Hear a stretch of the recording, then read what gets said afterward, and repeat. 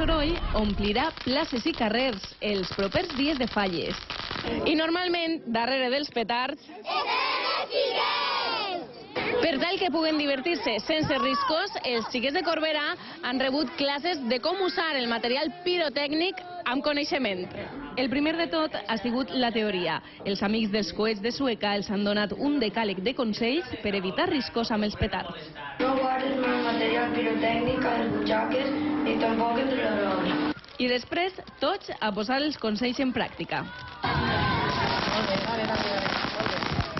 A veure si esta xiqueta s'ha pres bé la lliçó. Dóna'm un consell per a tirar bé els petards. No ficar-vos els petards en la roba.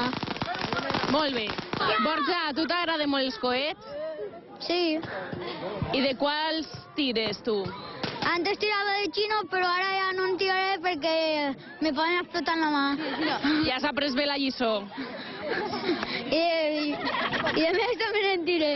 Tens que ficar-te, veus, d'esquena al sol, perquè ahí pegue la sombra i tu veuràs com deixen les xispetes, d'acord? A veure, bufa-li, perquè a la punta sempre agarra sombra. Toni, per què és tan important fer-los aquestes classes, aquestes xerrades als xiquets? Perquè així s'ensenya a tirar els coets com cal, perquè si no es tiren com cal poden llastimar-se ells o llastimar alguna persona. Ara, en les festes de falles tenen que disfrutar del coet. Quins són els errors que normalment fan els xiquets a l'hora de llançar coets? Quasi sempre són els mateixos, no? Que quan estan tirant coets pues no se fijen, no? I se tiren els coets uns damunt d'altres.